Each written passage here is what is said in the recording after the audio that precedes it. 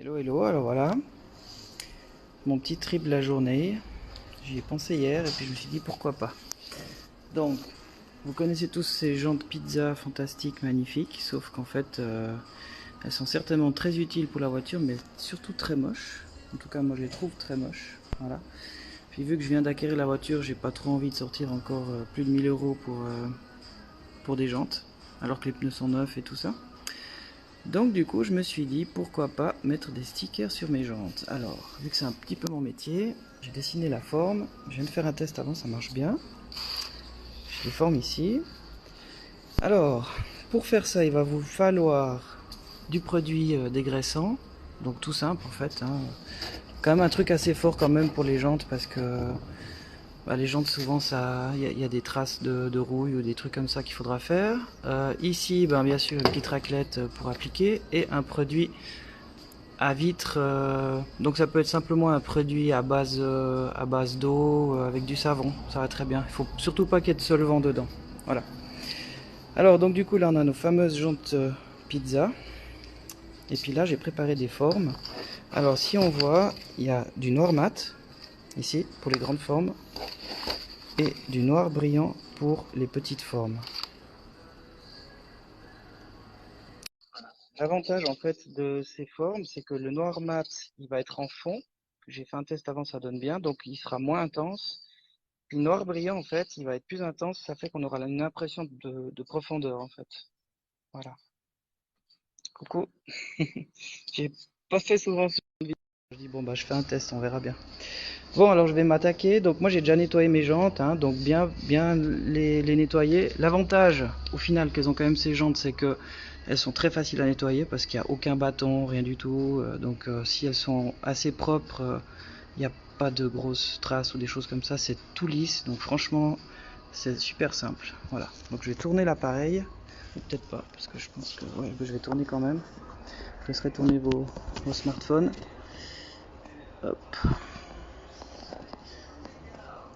J'espère que ça dérange pas l'appareil tordu. Voilà. Ok. 4 fromages pour moi. Alors, première chose, on prend du produit à vitre. Donc quand on a bien dégraissé, bien nettoyé, d'accord, on a essayé d'enlever un peu les impuretés et ces choses-là. J'ai pas été dans les gros détails, hein, vu que je suis un petit peu en mode test, d'accord. On gicle. Moi j'ai un truc un peu spécial, mais je vous dis de l'eau avec du savon, ça va très bien, d'accord. Alors, je vais chercher une de mes pièces.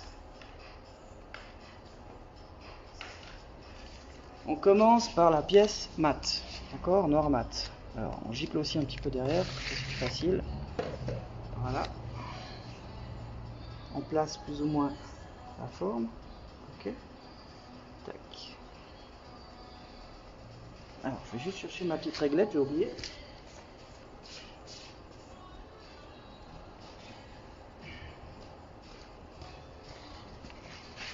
Voilà. Alors, soit vous allez à la One Again, j'ai fait avant, ça va très bien. Soit, vu que j'ai quand même dessiné la forme exprès pour la jante, vous prenez une petite réglette. C'est juste pour savoir si vous êtes plus ou moins centré. Parce que même que moi j'ai un œil professionnel, même des fois ça, c'est pas toujours parfait. Voilà, là ici on voit ici en bas là que c'est pas forcément très propre. Je vais montrer. Tac. Alors ce qui est important justement, c'est d'essayer quand même de rester droit ici. Là, tac, tac. Qu'on essaie d'avoir le même espace entre là et là, quoi. C'est quand même un peu le but, parce que sinon je vais me faire critiquer en disant que je fais pas bien mon job. Voilà. Ensuite, je vais reposer ça là. J'espère que ça va. Alors, je redonne un petit coup de giclage dessus. Et je prends ma petite raclette, d'accord. Et j'enlève tout doucement au début pour pas que la pièce elle bouge trop. Alors aujourd'hui ici il fait assez chaud, donc c'est bien. Puis l'avantage c'est que dès que vous avez enlevé un petit peu d'eau, vous pouvez encore un petit peu recalibrer la pièce pour être sûr que vous êtes bien. Voilà. Et ensuite on appuie un peu plus. Voilà. Et ensuite vous allez avec l'autre côté ici qui n'a pas la petite feutrine, puis vous enlevez vraiment bien toutes les parties d'eau qui pourraient rester dessous. D'accord. Voilà. Ensuite, je vais chercher l'autre petite pièce.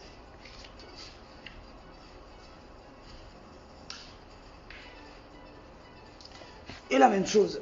Alors, je regicle ici derrière. Et je viens placer la pièce dessus. Alors, scotch contre scotch, ça colle souvent plus fort. Moi, ce que j'ai estimé, parce qu'en fait, le but de ce noir, en fait, ici, noir brillant, c'est que ça fasse un peu le trou du trou de la jante ici. Puis j'ai regardé par rapport au bord ici, on est plus ou moins à 3 cm et demi. Donc là, à l'œil, depuis ici, je monte un petit peu. Ouais, 3,5. Après, je vous dis, franchement, l'œil, il va s'adapter, donc c'est pas au quart de millimètre. Hein. Si vous voulez le faire parce que vous êtes quelqu'un de très pinailleux, vous pouvez. Moi, quand c'est pour un client, souvent, je fais mieux que pour moi. Voilà. Un petit coup de nettoyage. On enlève un peu l'eau. On fait avec l'autre côté. Un peu plus fort. Voilà. Je vais juste donner un petit coup de séchage. Alors allez doucement parce que c'est encore tout frais. Hein. Le scotch il va prendre quelques heures normalement pour bien coller.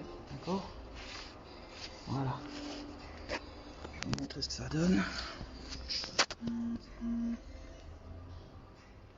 D'accord. Alors si maintenant je recule. Voilà. Donc je vais pas rester en direct sur toute la jante parce que je pense que les autres personnes qui sont connectées ont autre chose à faire. Alors je remets dans un petit moment quand j'aurai fini la jante là pour vous montrer ce que ça donne. D'accord ? Tout à l'heure.